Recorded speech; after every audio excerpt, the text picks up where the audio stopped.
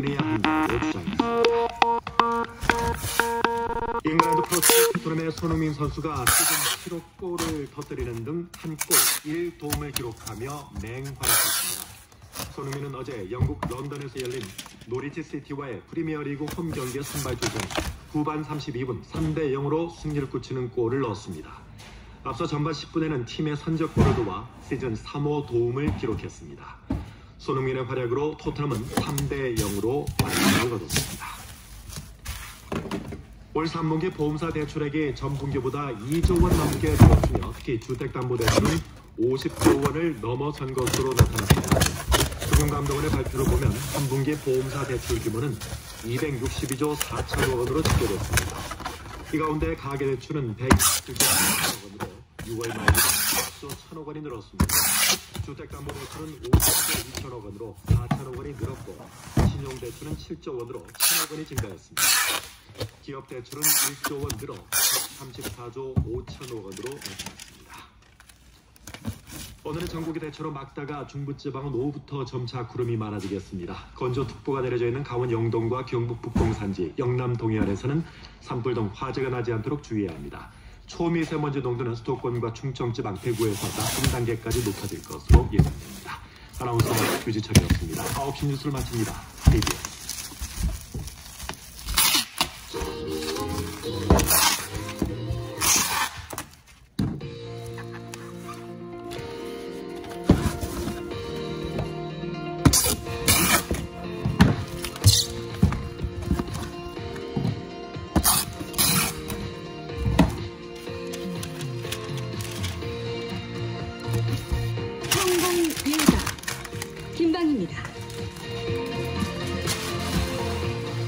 안녕하십니까, 김방입니다.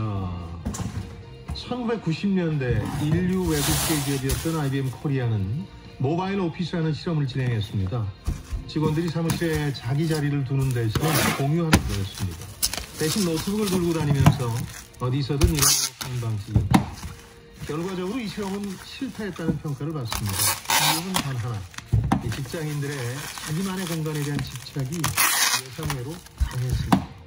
이제 다시 국내 대표 기업들이 비슷한 실험을 시작했습니다. 삼성과 현대차, 포스코는 모두 거점과 위성 오피스 개념을 내놨습니다.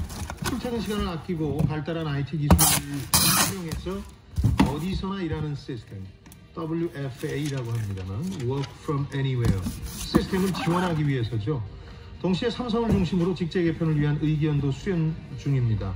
임원이 되기 전까지 7단계의 직계를 4단계로 줄이는 겁니다. 저는 보다 유연하고 수평적인 기업을 만드는 거죠. 이런 시험은 성공할까요? 이름 뒤에 직제가 아니라 프로나 님이라는 호칭을 쓰게 하는 문화마저 지금까지 안착하지 못한 걸 보면 쉽지는 않습니다. 단순히 직장인들은 자신만의 공간이 아니라 자신의 세계에 대해서 생각하고 직급이 높아질수록 더 그렇습니다. 하지만 우리 기업이 제조와 생산이 아니라 혁신에서도 초인류 기업이 되기 위해서는 유연하고 수평적인 조직은 필수 기반입니다. 그저 한 번 해보는 실험이 아니라 성공하지 않으면 안 될 도전입니다. 자, 월요일 성공예감 김방입니다. 시작하겠습니다. 오늘 경고 30분 전해드리겠습니다. 지난 주말 세계 자산시장 시장에서 폭락 장세가 연출됐습니다. 매막은 잠시 후에 자세히 살펴보겠고요. 여기에 꼬리가 몸통을 흔드는 현상도 한몫했습니다. 이 시장에서의 가격 하락이 현물 시장에 큰 충격을 준 건데요. 어떤 상품을 특정 시점에 특정 가격으로 사고 팔 수 있도록 거래하는 시장은 무슨 시장이라고 할까요? 현물 시장에 대비되는 개념이다, 이렇게 보시면 되겠고요. 우리 예전에 밭대기, 입도 선매 생각하시면 됩니다. 조금 더 근접한 힌트를 드리자면 발음은 다릅니다만, 장단음의 차이가 있습니다만 생일날 받는 이것 생각하시면 됩니다. 짧은 문자 50원, 긴 문자 100원이 드는 샵 30번이나 TBS 정답 보내주십시오. 정답자 가운데 당첨자 뽑아서 홈페이지 게시판에 올려놓겠고 선물 보내드리겠습니다. 정답을 다 아시면서 고의적으로 오답을 보내주시는 분들도 계신데, 곧자고 하는 일이니까 정답자 판열에 올려드리겠습니다. 당첨 대상이 될 수 있다는 얘기입니다. 실시간 방송 상황 콩과 유튜브 통해 보실 수 있고 오프닝과 토요일 별책 프로그램 김방희 TV에 따로 모았습니다. 성공예감 김방희입니다. 자주 검색하시면 성공이 가까워집니다.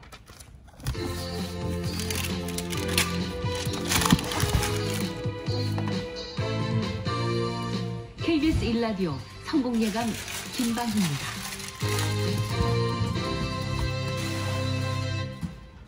자, 오늘의 경제 뉴스 살펴볼 텐데요. 청취자 163번님이 흥미로운 질문을 주셨고요.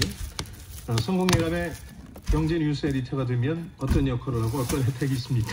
이렇게 얘기해 주셨는데, 저희가 굉장히 복잡하고 또 많은 경제 뉴스 가운데 정말 중요하고 실생활에 관련 있는 것들 중심으로 2개씩만 뽑아달라 하는 부탁을 드리고요.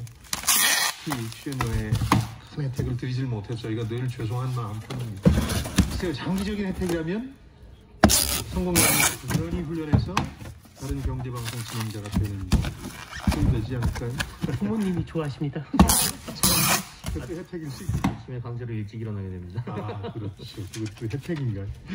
자, 저희가 일방적으로 노력봉사를 강요하는 두 분인데요. 김치영 경제전문기자, 파이낸셜 뉴스 이환주 기자. 어서 오십시오. 네, 안녕하세요. 자, 이 기자는 어떤 경제 뉴스를 골랐습니까? 그 많은 것 중에? 예, 국내 대기업, 특히 고위직 임원들의 인사 형태가 변하고 있는데요. 3040 젊은 CEO 임원들이 요직에 배치되는 경우가 많아졌고요. 예. 반면에 이제 50세 이상 회사를 나가는 경우가 좀 많아지고 있다고 하는데요. 예.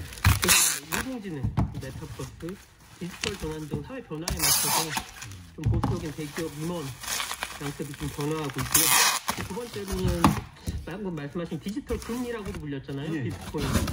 그 지난 주말 하루 만에 20% 넘게 폭락을 했었는데요. 지금 뭐 어느 정도 많이 회복을 했는데 왜 그랬는지 한번 살펴보겠습니다. 자, 김치영 기자는 뉴스 에디터로서 어떤 뉴스 골랐습니까? 고승범 금융위원장이 가계부채 급격한 증가세에 꺾였다라는 얘기를 했습니다. 그러면서 내년에는 올해보다 좀 더 유연한 관리가 가능할 것이다 이렇게 언급했습니다. 어떤 의미를 포함하고 있는지 자세한 내용을 좀 살펴보겠고요. 예. 그리고 두 번째는 주변에 이제 전기차 타시는 분들이 많아졌습니다. 네. 하지만 이제 전기차 보급에 비해서 전기차 충전 시설은 부족하다라는 지적을 계속 하고 있는데요. 정부가 내년에 고속도로를 중심으로 충전 시설을 대폭 확충하겠다는 계획을 내놨습니다. 이것도 좀 꼼꼼히 살펴보겠습니다. 전기차 소비자, 이용자 입장에서는 굉장히 중요한 소식이니까 잠시 후에 듣도록 하겠고요. 가계부채 얘기를 좀 해보겠습니다. 그러니까 내년엔 혹시 그러면 올 하반기 같은 강력한 대출 규제는 없을 것 같다 그런 얘기입니까? 상황에 따라 좀 다를 수는 있겠지만 대출 절벽이라고 부를 상황까지는 가지 않을 것 같다 이런 전망이 지금 좀 나오고 있는데요.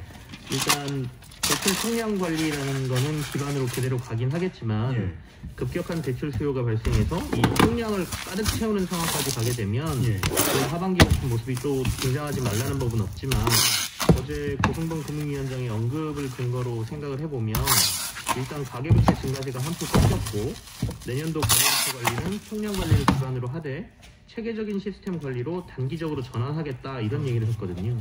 그러니까 이런 얘기가 나오는 게 대출 규제 강화하면서 가계부채 증가세가 많이 둔화되기를 했죠. 네, 맞습니다. 뭐 대출 중단까지 갔었으니까요. 이 상승세가 꺾일 수밖에 없었다는 생각이긴 한데요.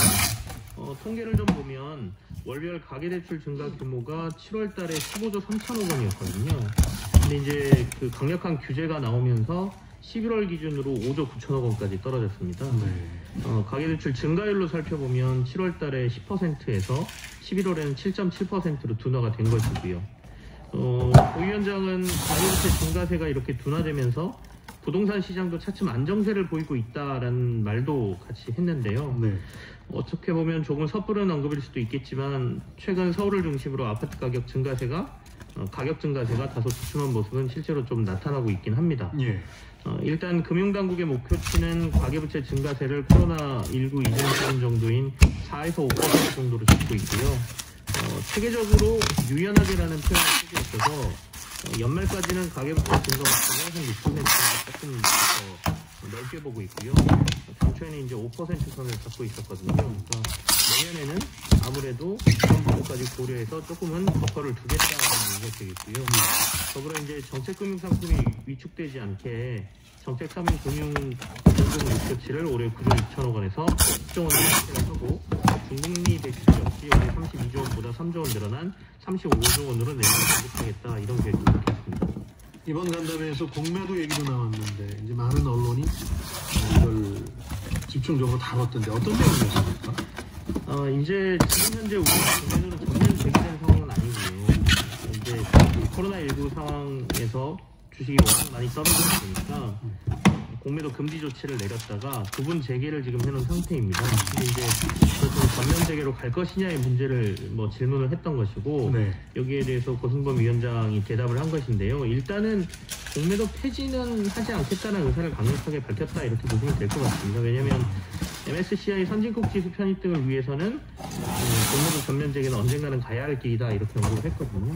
그렇기 때문에 가기는 가야 되는데 시점을 언제로 하느냐 그리고 공매도 금지를 주장하는 사람들의 가장 첫 번째는 공매도라는 게 주식을 빌려서 주가가 하락이 예상될 때 팔고 그리고 실제로 하락하면 싸게 사서 그 차익을 먹는 거잖아요. 그렇죠. 그런데 주식을 빌리는 과정에서 기관하고 개인하고 차별이 크다는 것이거든요. 그래서 기울어진 운동장이라는 주장을 계속 하고 있는데 이런 부분들은 제도 개선이나 이런 부분이 재개되고 어느 정도까지 나오는 걸 감안해서 전면 재개를 검토하겠다라는 걸로 해석을 하면 될 것 같습니다. 기관과 개인이 여전히 이제 만기 면에서 차이가 있다 이런 지적이 많은데 그런 부분에 대한 보완책도 얘기가 나와야 되겠죠. MSCI 선진국 편입이 대선 후보들 공약으로까지 등장하고 있는 마당인데 이것만 가질 수는 없죠.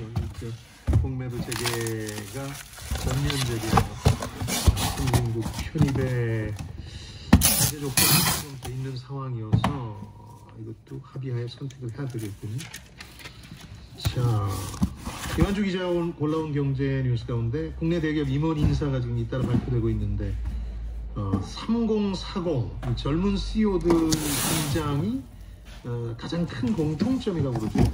예, SK그룹이 지난주 진행한 정기인사에서요. 네. 역대 최연소 사장이 나오는데요. SK 하이닉스에서 이제 글로벌 비즈니스 미래 성장을 담당하는 CFO에 노종원 부사장이 사장으로 승진을 했습니다. 네. 노 사장 같은 경우에는 1975년생, 올해 47살이거든요. 대기업의 한 주식을 담당하게 됐으니까 굉장히 빠른 승진이고요. 노 사장 같은 경우에는 임원에 오른 지 5년 만에 사장으로 승진을 했는데 SK나 대기업 기준으로는 이렇게 빠른 승진은 좀 이례적이라고 하고요. LG그룹 같은 경우에도 젊은 인사가 눈에 띄는데요. 올해 승진한 임원 10명 중에 상당히 40대 이하이거든요. 특히 이제 LG그룹 같은 경우에는 회장을 맡고 있는 구강모 회장부터가 1978년생, 올해 43이거든요. 예. 40대 젊은 임원들과 함께 신시대에 대비한다라는 것을 익히고요. 제조업 기업 말고 이제 IT 대기업 같은 경우에 젊은 임원은 일반적인 추세잖아요. 예.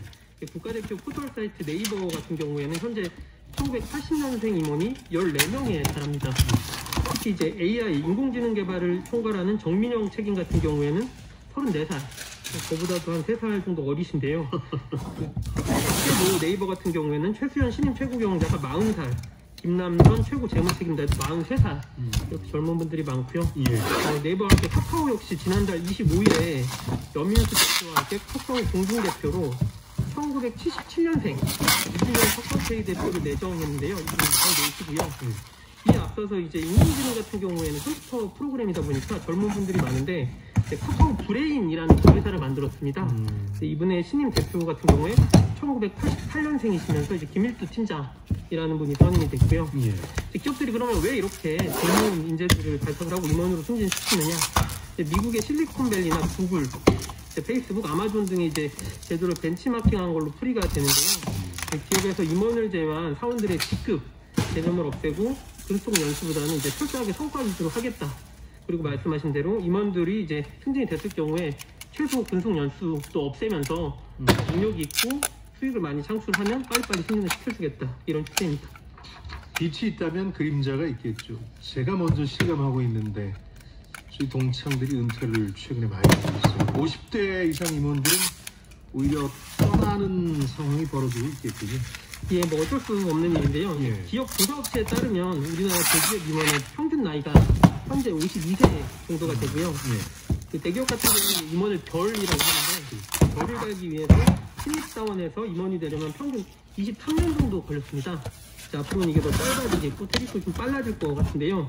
실제로 대기업 50% 임원이 최근 인사에서 이제 후선 조직을 밀려나게 됐는데요. 뭐 바로 퇴직 같은 경우는 아니지만 이번 같은 경우에도 한 1, 2년 뒤에는 이제 퇴직을 염두에 두고 있다라고 하고요. 예.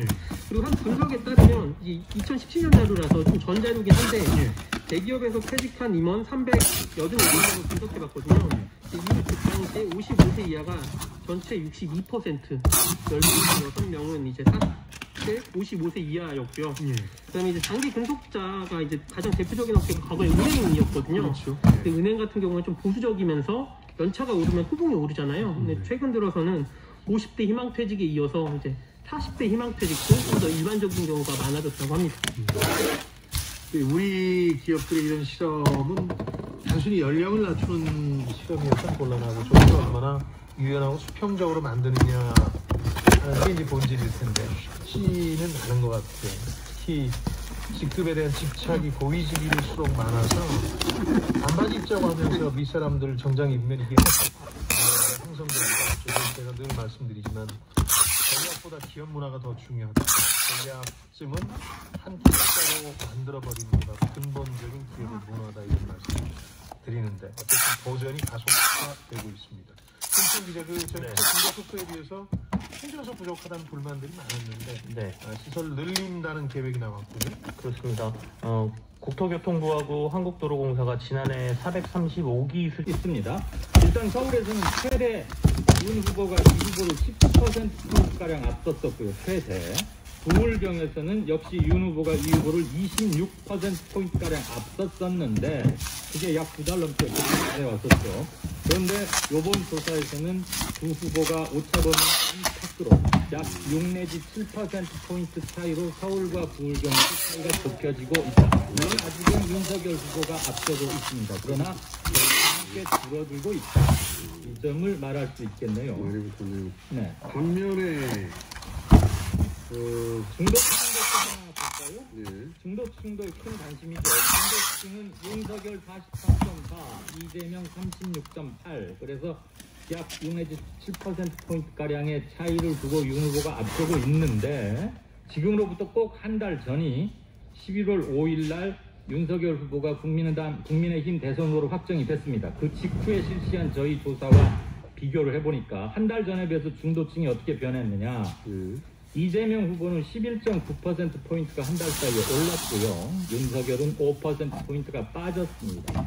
그래서 지금은 윤석열 후보가 아직 앞서고 있으나 여기 중도층에서도 차이는 좀 좁혀들고 있다.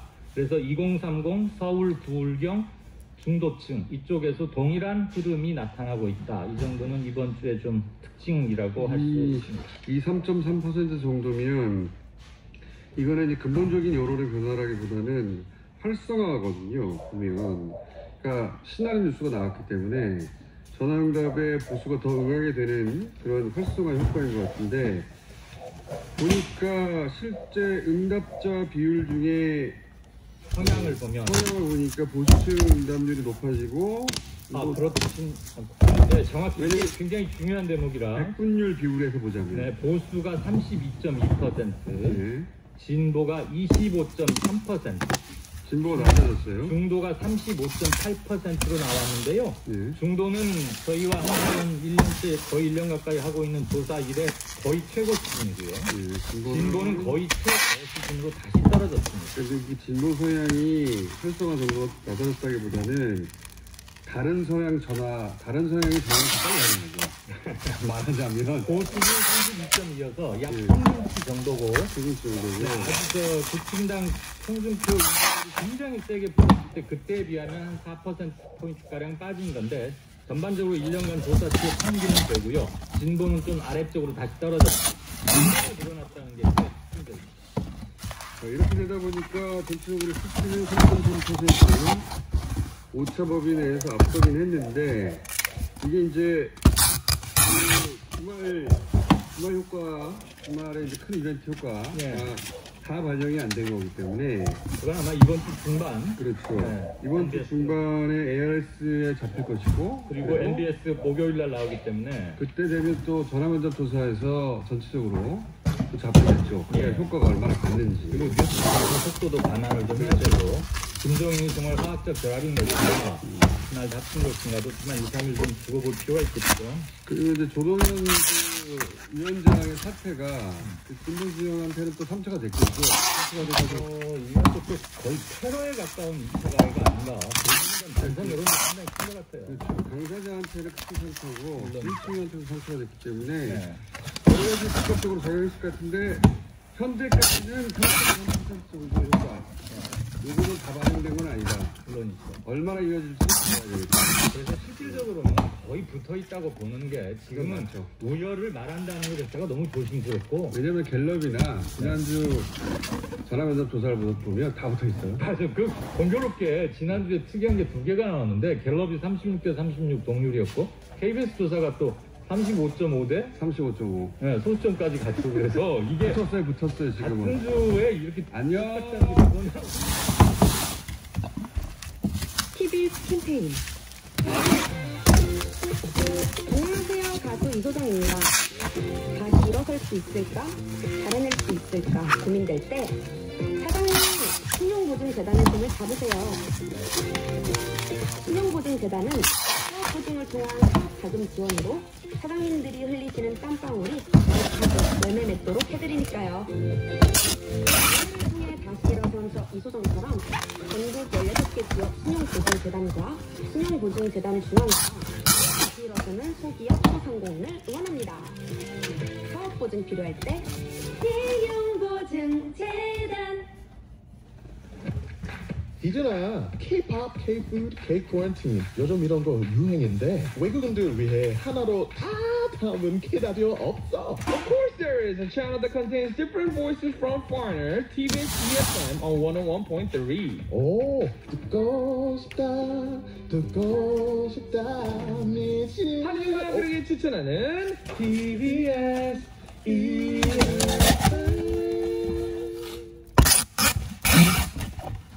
기상정보입니다.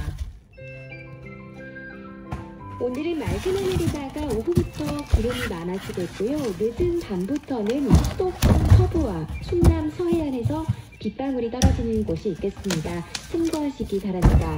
공기는 대체로 청정한 편이겠는데요. 수도권과 충청, 대구에서는 오전과 밤한때 나쁜 편인 곳이 있겠습니다. 외출하실 때 먼지 농도를 신경 써야겠습니다. 오늘 그리고 이번 주에는 예년 이맘때 기온보다 높겠고 일교차가 크겠습니다.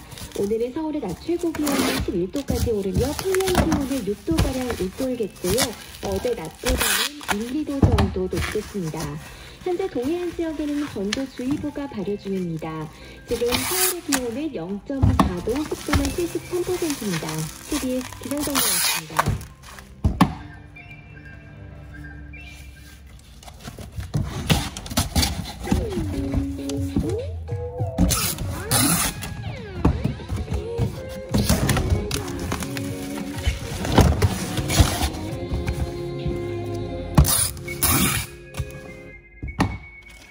FM 95.1MHz 시민의 방송 TBS에서 9시를 알려드립니다.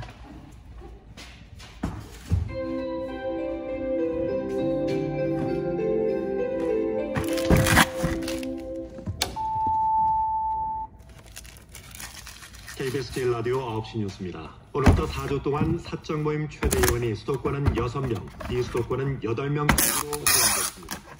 방역 패스는 식당과 카페를 비롯해 학원과 PC방, 영화관, 공연장, 도서관, 독서실, 박물관 등에 적용됩니다. 이들 시설을 이용하려면 백신 접종 완료로부터 2주가 지났다는 증명서나 음성 확인서가 필요합니다. 다만 미접종자라도 식당이나 카페를 혼자 이용할 때는 방역 패스를 적용하지 않습니다. 김부겸 국무총리는 오늘부터 대부분의 다중이용